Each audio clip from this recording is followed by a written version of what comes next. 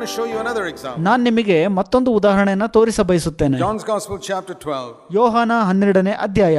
We read about the time and after the Lazarus was raised from the dead. It says Mary, verse 3, took a pound of very costly perfume and anointed the feet of Jesus and wiped his feet with her hair. ಇಲ್ಲಿ ಲಾಜರನು ಸತ್ತದರಿಂದ ಎಬ್ಬಿಸಲ್ಪಟ್ಟ ನಂತರ ಯೇಸು ಬೆಥಾನ್ಯಕ್ಕೆ ಬರ್ತಾರೆ.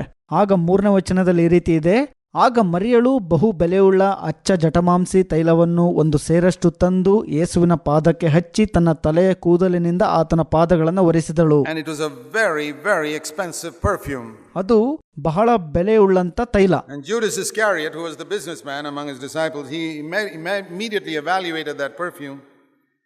And he said, hey, this perfume costs 300 denarii. ಆಗ ಶಿಷ್ಯಂದಿರಲ್ಲಿ ಇಸ್ಕರಿಯೋತ ಯೂದನು ವ್ಯವಹಾರಸ್ಥನಾಗಿದ್ದನು. ತಕ್ಷಣವೇ ಆ ತೈಲದ ಬೆಲೆಯನ್ನು ಕಂಡುಕೊಂಡು ಈ ರೀತಿ ಹೇಳುತ್ತಾನೆ, ಈ ತೈಲದ ಬೆಲೆ 300 ನಾಣ್ಯ ಎಂಬುದಾಗಿ. Now 1 denarii was the wage of a working man for one day.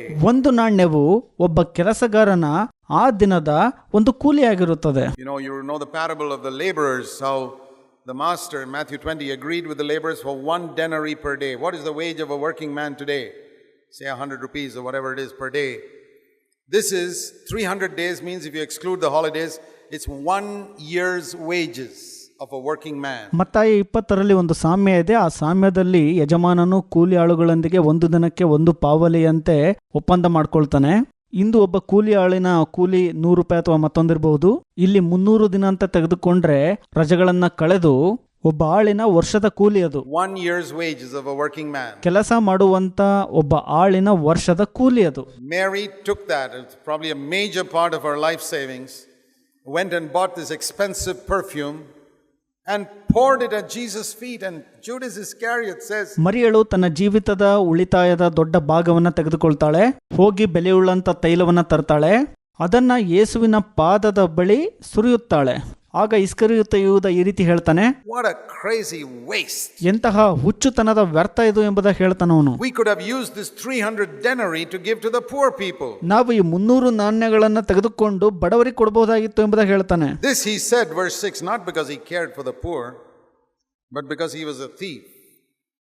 And he kept the money box and used to pilfer from it, and Jesus knew it. 6ನೇ ವಚನದಲ್ಲಿ ಈ ರೀತಿಯಾಗಿ ಹೇಳಲ್ಪಟ್ಟಿದೆ, ಅವನು ಬಡವರಿಗೋಸ್ಕರ ಚಿಂತಿಸಿದ್ದಕ್ಕಾಗಿ ಅಲ್ಲ, ಆದರೆ ಅವನು ಕಳ್ಳನಾಗಿದ್ದು ಹಣದ ಚೀಲವನ್ನು ಇಟ್ಟುಕೊಂಡು ಅದರಲ್ಲಿ ಹಾಕಿದ್ದನ್ನು ತೆಗೆದುಕೊಳ್ಳುವನಾಗಿದ್ದನು ಅಂತ. ಇದು ಯೇಸು ಸ್ವಾಮಿಗೆ ತಿಳಿದಂತ ವಿಷಯವಾಗಿತ್ತು. And Jesus said, leave her alone, Judas. He didn't say, get behind me, Satan. ನಂತರ ಯೇಸು ಈ ರೀತಿಯಾಗಿ ಹೇಳ್ತಾರೆ, ಈಕೆಯನ್ನ ಬಿಟ್ಟು ಬಿಡು ಇಸ್ಕರಿಯೋತ ಯೂದನೇ ಅಂತ, ಇಲ್ಲಿಂದ ತೊಲಗಿ ಹೋಗು ಸೈತಾನನೇ ಎಂಬುದಾಗಿ ಹೇಳಲಿಲ್ಲ ಅಲ್ಲಿ. It's a very gentle correction. Judas, leave her alone. ಬಹಳ ಮೃದುವಾದ ತಿದ್ದುವಿಕೆಯಾಗಿತ್ತದು. ಯೂದನೇ ಈಕೆಯನ್ನ ಬಿಟ್ಟು ಬಿಡು ಅಷ್ಟೇ. Verse 7. She has done it for the day of my burial. A lot of people will come to anoint me on the Sabbath, on the Sunday morning, to anoint me, and they'll discover they never get the opportunity. But this woman wisely did it before that, so she's the only woman who will get a chance to anoint my body. 7ನೇ ವಚನದಲ್ಲಿ, ನನ್ನನ್ನು ಹೂಣಿಡುವ ದಿವಸಕ್ಕಾಗಿ ಈಕೆಯು ಇದನ್ನು ಇಟ್ಟುಕೊಂಡಿದ್ದಾಳೆ. ಅನೇಕರು ಸಬ್ಬತ್ ದಿನ ಅಂದರೆ ಭಾನುವಾರದಂದು ನನ್ನನ್ನು ಅಭಿಷೇಕಿಸಲು ಬರ್ತಾರೆ, ಆದರೆ ಅವರು ಗ್ರಹಿಸ್ಕೊಳ್ತಾರೆ ನಮಗೆ ಅಷ್ಟಾಗಿ ಅವಕಾಶ ಸಿಗೋದಿಲ್ಲ ಅಂತ. ಆದ್ರೆ ಈಕೆಯು ಬಹಳ ಜ್ಞಾನದಿಂದ ನಡೆದುಕೊಂಡಿದ್ದಾಳೆ, ಯಾಕಂದ್ರೆ ಈಕೆ ಒಬ್ಳಿಗೆ ಮಾತ್ರ ಅವಕಾಶ ಸಿಗುವಂತದ್ದು ನನ್ನ ದೇಹವನ್ನು ಅಭಿಷೇಕಿಸಲು ಅಂತ. Anoint the body of Jesus when you have the opportunity. If you postpone it, you won't get a chance at all. ಕ್ರಿಸ್ತನ ದೇಹವನ್ನ ಅಭಿಷೇಕಿಸುವಂತ ಅವಕಾಶವನ್ನ ಸದ್ಬಳಕೆ ಮಾಡ್ಕೊಳ್ರಿ. ನೀವು ಅದನ್ನ ಮುಂದಕ್ಕೆ ಹಾಕಿದ್ರೆ ಅದರ ಅವಕಾಶ ಸಿಗೋ ಸಾಧ್ಯತೆ ಇಲ್ಲ. The women who postponed it went to the tomb on the Sunday morning and they couldn't get a chance. Mary did it before. ಮುಂದಕ್ಕೆ ಹಾಕಿದಂತ ಸ್ತ್ರೀಯು ಭಾನುವಾರ ಬೆಳಗ್ಗೆ ಸಮಾಧಿ ಬಳಿಗೆ ಹೋದಾಗ ಆಕೆಗೆ ಅವಕಾಶ ಸಿಗಲಿಲ್ಲ. ಆದರೆ ಮರಿಯಳು ಈ ಅವಕಾಶವನ್ನು ಸದ್ಬಳಕೆ ಮಾಡಿಕೊಂಡಳು. When you get a chance to serve the Lord, serve him. ಕರ್ತನಿಗೆ ಸೇವೆ ಮಾಡುವಂತ ಅವಕಾಶ ನಿಮಗೆ ದೊರೆತಾಗ ಆಗ ಸೇವೆ ಮಾಡ್ರಿ. You may not get the chance later on. ನಂತರ ನಿಮಗೆ ಅವಕಾಶ ಸಿಗದೇ ಇರಬಹುದು. You may not get it next week. ಮುಂದಿನ ವಾರ ಕೂಡ ಸಿಗದೇ ಇರಬಹುದು. She has done it for my burial. And the poor, Judas, you always have the poor with you, but you won't always have me. ನನ್ನನ್ನು ಹೂಣಿಡುವ ದಿವಸಕ್ಕಾಗಿ ಈಕೆಯು ಇದನ್ನ ಇಟ್ಟುಕೊಂಡಿದ್ದಾಳೆ. ಯಾಕಂದರೆ ಯೂದನೇ, ಬಡವರು ಯಾವಾಗಲೂ ನಿನ್ನ ಬಳಿಯಲ್ಲಿ ಇರುತ್ತಾರೆ, ಆದರೆ ನಾನು ಯಾವಾಗಲೂ ನಿನ್ನ ಬಳಿ ಇರುವುದಿಲ್ಲ. That's all. ಅಷ್ಟೇ. Was that such a big rebuke? ಇದು ದೊಡ್ಡ ಒಂದು ಗದರುವಿಕೆನಾ? But now see the parallel passage in Matthew 26. ಇದಕ್ಕೆ ಸಮನಾದ ಮತ್ತೊಂದು ವಿಷಯವನ್ನ ಅಂದರೆ ಭಾಗವನ್ನ ಮತ್ತಾಯ 26ರಲ್ಲಿ ನೋಡಿರಿ. When you put the Gospels together, ನಾವು ಸುವಾರ್ತೆಗಳನ್ನು ಒಟ್ಟಾಗಿ ಇಟ್ಟಾಗ you see the same thing there. Matthew 26. This woman in Bethany, and Jesus was in Bethany, verse 6. And a woman came with a vial of costly perfume, verse 7, and poured it on his head, probably on his head and his feet as well. ಇದೇ ತರದ ಒಂದು ವಿಷಯವನ್ನ ಅಲ್ಲಿ ನೋಡ್ತೇವೆ. ಮತ್ತಾಯ 26. ಯೇಸು ಬೆಥಾನ್ಯಕ್ಕೆ ಬರ್ತಾರೆ. 6ನೇ ವಚನದಲ್ಲಿ ಅಲ್ಲಿ ಒಬ್ಬ ಸ್ತ್ರೀಯು ಅತಿ ಶ್ರೇಷ್ಠವಾದ ತೈಲದ ಭರಣಿಯೊಂದಿಗೆ ಬಂದು ಆತನ ತಲೆಯ ಮೇಲೆ ಹೊಯ್ತಾಳೆ. ಯೇಸುವಿನ ಪಾದಕ್ಕೂ ಕೂಡ ಆಕೆಯು ಹೊಯ್ದಿರಬಹುದು. And they said, why is this waste? For this perfume could have been sold for a very high price, and the money given to the poor. That was actually Judas who said it. ಈ ನಷ್ಟವು ಯಾವ ಉದ್ದೇಶಕ್ಕೆ? ಯಾಕಂದರೆ ಈ ತೈಲವನ್ನ ಹೆಚ್ಚಿನ ಹಣಕ್ಕೆ ಮಾರಿ ಬಡವರಿಗೆ ಕೊಡಬಹುದಾಗಿತ್ತಲ್ಲ ಅಂತ ಇಸ್ಕರಿಯೋತ ಯೋಧನೇ ಹೇಳಿದಾನ ಅದನ್ನ. And Jesus said, why do you bother this woman? She's done a good deed. You always have the poor with you. It's the same passage as in John 12. But you don't always have me, because she poured this perfume on my body to prepare me for my burial. And I tell you, wherever this gospel is preached, this thing that this woman has done will be preached everywhere. ಆಗ ಯೇಸು ಇದನ್ನ ನೋಡಿ ತಿಳಿದವನಾಗಿ, ಈ ಸ್ತ್ರೀಗೆ ನೀವು ಯಾಕೆ ತೊಂದರೆ ಪಡಿಸ್ತೀರಿ? ಯಾಕೆಂದರೆ ಈಕೆಯು ನನಗಾಗಿ ಒಳ್ಳೆಯ ಕಾರ್ಯವನ್ನ ಮಾಡಿದ್ದಾಳೆ. ಯೋಹಾನ 12ನೇ ಅಧ್ಯಾಯದಲ್ಲಿ ಹೇಳಿರುವಂತೆ ಇಲ್ಲೂ ಕೂಡ ಹೇಳಲಾಗಿದೆ, ಬಡವರು ಯಾವಾಗಲೂ ನಿಮ್ಮ ಸಂಗಡ ಇರುತ್ತಾರೆ, ಆದರೆ ನಾನು ಯಾವಾಗಲೂ ನಿಮ್ಮ ಸಂಗಡ ಇರುವುದಿಲ್ಲ. ನಾನು ನಿಮಗೆ ನಿಜವಾಗಿ ಹೇಳುವುದೇನೆಂದರೆ, ಲೋಕದಲ್ಲಿ ಎಲ್ಲೆಲ್ಲಿ ಸುವಾರ್ತೆ ಸಾರಲ್ಪಡುವುದು ಅಲ್ಲೆಲ್ಲ ಈ ಸ್ತ್ರೀಯು ಮಾಡಿದ್ದಕ್ಕೂ ಸಹ ಜ್ಞಾಪಕಾರ್ಥವಾಗಿರುವುದು ಅಂತ. Then listen to this. As soon as Judas got this gentle correction, ನಂತರ ಕೇಳಿಸ್ಕೊಳ್ರಿ, ಇಸ್ಕರಿಯೋತ ಯೂದನು ಈ ಮೃದುವಾದ ತಿದ್ದುವಿಕೆಯನ್ನ ಸ್ವೀಕರಿಸಿಕೊಂಡ ತರುವಾಯ then he got so worked up. He says, I've had enough of this fellow. ನಂತರ ಯೂದನು ಬಹಳ ಬೇಸರಗೊಂಡು ಕೋಪಗೊಂಡು, ಈ ಮನುಷ್ಯನ ಕಾಲದಾಗ ಸಾಕಾಗಿದೆ ನಂಗೆ ಅಂತ ಹೇಳ್ತಾನೆ. He went rushed to the chief priest, verse 14, and said, tell me how much you'll give me. I'll betray him. I'm sick and tired of this fellow correcting me in front of everybody like this. 14ನೇ ವಚನದಲ್ಲಿ ಯೂದನು ತಕ್ಷಣವೇ ಪ್ರಧಾನ ಯಾಜಕರ ಬಳಿಗೆ ಹೋಗಿ ಕೇಳ್ತಾನೆ, ಹೇಳ್ರಿ ನನಗೆ ಎಷ್ಟು ಕೊಡ್ತೀರಾ ಅಂತ, ನನಗೆ ಈತನ ಕಾಲದಲ್ಲಿ ಸಾಕಾಗೋಗಿದೆ, ಎಲ್ಲರ ಎದುರುಗಡೆ ನನಗೆ ಈತನು ತಿದ್ದುವಿಕೆಯನ್ನ ಮಾಡ್ತಾನೆ ಅಂತ ಹೇಳ್ತಾನಲ್ಲೋಗಿ. What did Jesus say? Did he call him Satan? ಯೇಸು ಏನಂತ ಹೇಳ್ತಾರೆ? ಸೈತಾನನು ಅಂತ ಕರೀತಾರಾಗ. A gentle correction.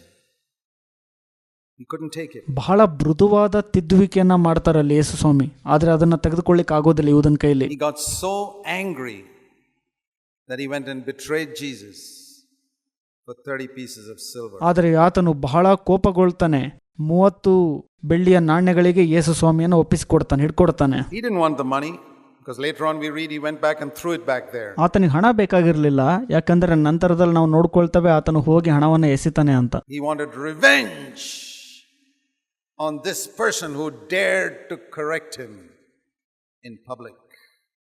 Do you get the message? ಜನರ ಎದುರುಗಡೆ ತನ್ನನ್ನು ಧೈರ್ಯವಾಗಿ ತಿದ್ದಿದಂತ ಯೇಸುವಿನ ಕಡೆಗೆ ಆತನು ಮುಯಿ ತೀರಿಸಲು ನೋಡ್ತಾನಿಲ್ಲಿ. ಇಲ್ಲಿ ಸಂದೇಶ ಸಿಕ್ತ ನಿಮಗೇನು ಅಂತ? Judas also failed. Peter also failed. ಇಸ್ಕರಿಯೋತ ಯೂದನು ಸಹ ಸೋತನು, ಪೇತ್ರನು ಸಹ ಸೋತನು. Why is it Peter became the leader of the apostles?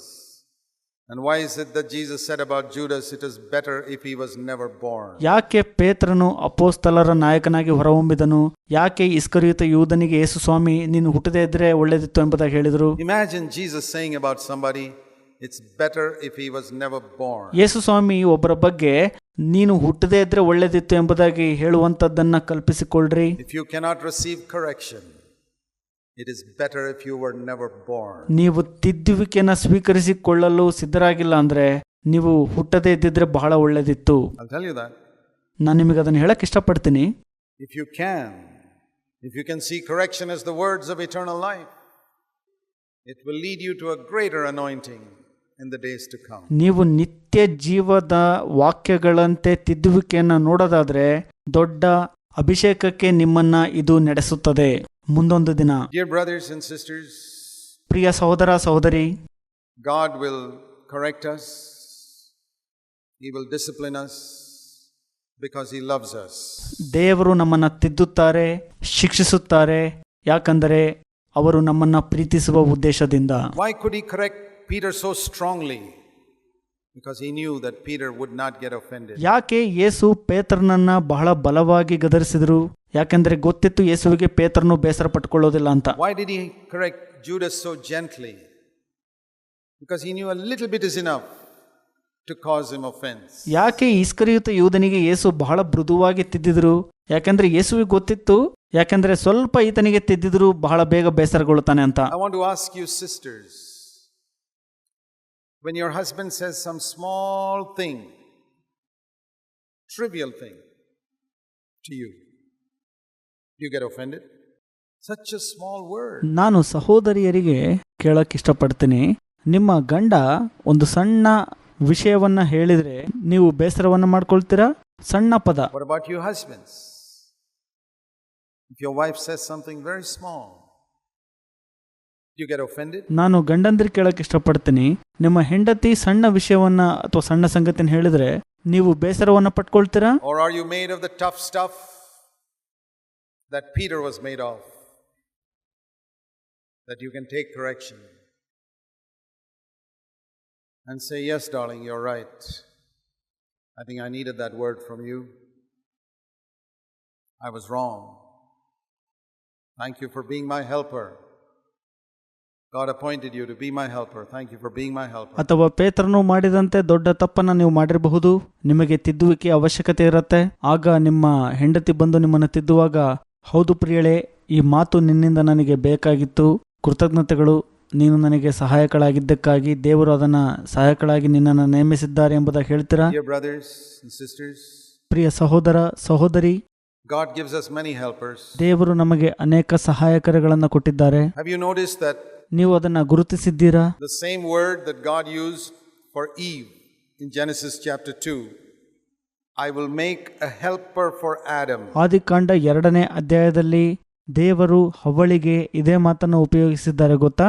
ನಾನು ಆದಾಮನಿಗೆ ಒಬ್ಬ ಸಹಾಯಕಳನ್ನ ಇಡಬೇಕು ಅಥವಾ ನೇಮಿಸಬೇಕು ಎಂಬುದಾಗಿ. Is the same word that Jesus used for the Holy Spirit in John 14. ಯೋಹನ 14ನೇ ಅಧ್ಯಾಯದಲ್ಲಿ ಯೇಸು ಕೂಡ ಪವಿತ್ರಾತ್ಮನಿಗಾಗಿ ಈ ಮಾತನ್ನ ಹೇಳಿದ್ದಾರೆ. I will pray the Father and he will give you another helper.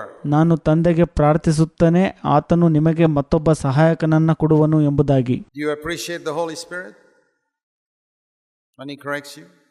It's a help. He's a helper. ಪವಿತ್ರಾತ್ಮನು ನಿಮ್ಮನ್ನ ತಿದ್ದುವಾಗ ನೀವು ಆತನನ್ನ ಪ್ರಶಂಸಿಸ್ತೀರಾ? ಅದು ಒಂದು ಸಹಾಯ. ಆತನು ನಿಮಗೆ ಸಹಾಯಕನಾಗಿದ್ದಾನೆ. Do you appreciate your wife whom God has given you to help you? ದೇವರು ನಿಮಗೆ ಸಹಾಯ ಮಾಡಲೆಂದು ಕೊಟ್ಟಂತ ಹೆಂಡತಿಯನ್ನ ಪ್ರಶಂಸಿಸ್ತೀರಾ ನೀವು? Do you appreciate your husband whom God has given you to help you? ದೇವರು ನಿಮಗೆ ಸಹಾಯ ಮಾಡಲು ಕೊಟ್ಟಂತ ಗಂಡಂದಿರನ್ನ ನೀವು ಪ್ರಶಂಸಿಸ್ತೀರಾ ಹೆಂಡತಿರು? What about you children? Do you appreciate your father and mother whom God has given you to help you to become better human beings? ಅದರಂತೆ ಮಕ್ಕಳಿಗೆ ನೀವು ಉತ್ತಮ ಮನುಷ್ಯರಾಗಲು ದೇವರು ನಿಮಗೆ ಕೊಟ್ಟಂತ ನಿಮ್ಮ ತಂದೆ ತಾಯಿಗಳನ್ನ ನೀವು ಪ್ರಶಂಸೆ ಮಾಡ್ತೀರಾ? ಅವರು ನಿಮಗೆ ಸಹಾಯಕರಾಗಿರ್ತಾರೆ ಮತ್ತು ನಿಮಗೆ ಸಹಾಯ ಮಾಡ್ತಿರ್ತಾರೆ. Not to be like the godless young people of today